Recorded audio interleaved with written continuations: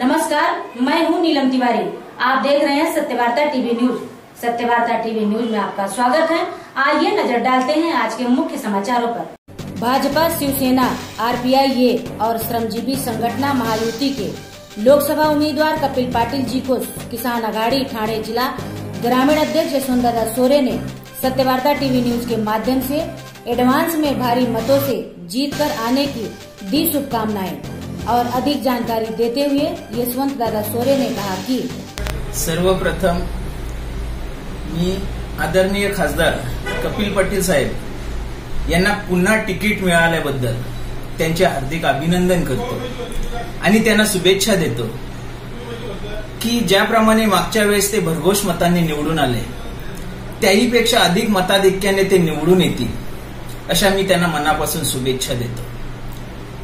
आता जर बघितलं तर भारतीय जनता पार्टी, शिवसेना, आरपीआय, श्रमजीवी संघटना ही एकत्र महायुती झालेली आहे। जसं तुम्ही म्हणाला त्याप्रमाणे काही जण म्हणतील की शिवसेनेचा विरोध आहे, परंतु मी म्हणेन की शिवसेनेचा विरोध वगैरे काहीच नाही। काही थोड्याशा कारणावरून, क्षुल्लक कारणावरून झालेल्या ज्या घडामोडी असतात त्या फार काळ टिकत नाही। जसं जर आपण विचार केला, दोन भावांमधली भांडण असते, थोड्या क्षुल्लक कारणावरून ते भांडण असली तरी कुठलाही प्रसंग आला तर ते दोघेही भाऊ एकत्र येतात। तसंच बीजेपी, शिवसेना हे दोघे भाऊ आहेत आणि ते नक्कीच एकत्र येतील असा आम्हाला पूर्ण विश्वास आहे। आणि त्यामुळे आदरणीय कपिल पाटील साहेब हे फार मोठ्या मताधिक्याने निवडून येतील।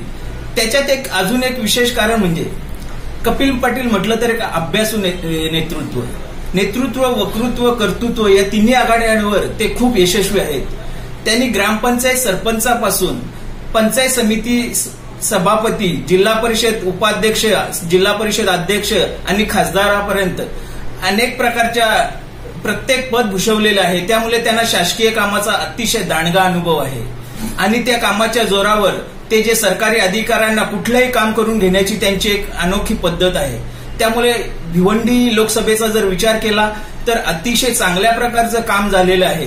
भिवंडी तालुक्याचा जर मी तर म्हणेन भिवंडी तालुक्याचा विचार केला तर भिवंडी तालुक्यात जे 60 वर्षात झालं नाही ते 5 वर्षात कामं आदरणीय पंतप्रधान नरेंद्र मोदी साहेब यांच्या मार्गदर्शनाखाली आमचे आदरणीय खासदार कपिल पाटील साहेबांनी केलेलं आहे।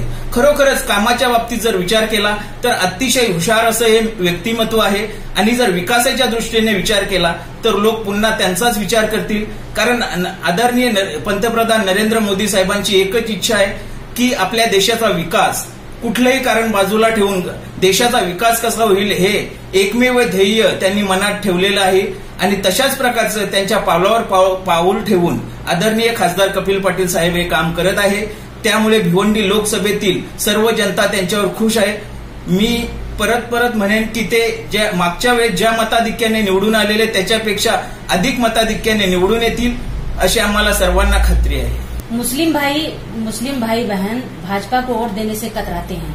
मुस्लिम भाइयों को आप किस तरह समझाओगे? मी तर म्हणेन की मुस्लिम समाजाच्या मनात जो भारतीय जनता पार्टीच्या बद्दल जो द्वेष फैलावला जात आहे तो अतिशय चुकीचा आहे।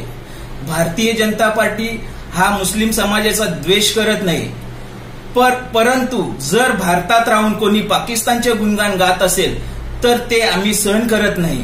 त्याच्यामुळे जर आपण हिंदुस्थानात राहतो तर हिंदुस्थानाची बाजू घेऊन जे मुस्लिम इथे राहतात ते नक्कीच भारतीयच आहेत, त्यांना अतिशय चांगल्या प्रकारची वागणूक भारतीय जनता पार्टी देईल असा माझा ठाम विश्वास आहे। मतदाताओं की किस तरह मनाओगे? मी सर्व मतदारांना सांगू इच्छितो की भिवंडी लोकसभा मतदारसंघात 29 एप्रिलला मतदान आहे। आपण कुणालाही मतदान करा हे तर बाजूलाच राहिलं, परंतु आपलं जे कर्तव्य आहे मतदानाचं ते पारपणे बजावा। 100% नाही परंतु 80% तरी मतदान होईल अशा प्रकारचा प्रत्येकाने मतदान हा आपला अधिकार आहे आणि त्या अधिकाराचा आपण वापर केला पाहिजे अशी मी सर्वांना विनंती करतो। आणि मी तर म्हणेन सर्वांनी जाताना एकच लक्ष ठेवा, समोर फक्त कमळच दिसेल अशा पद्धतीने कमळाचं बटन दाबून मोठ्या मताधिक्याने आपले आदरणीय खासदार कपिल पाटील साहेब यांना निवडून द्या अशी मी सर्वांना प्रार्थना करेन। आज के लिए बस इतना ही। कल फिर मिलेंगे इसी वक्त इसी चैनल पर। तब तक के लिए दीजिए इजाजत। धन्यवाद।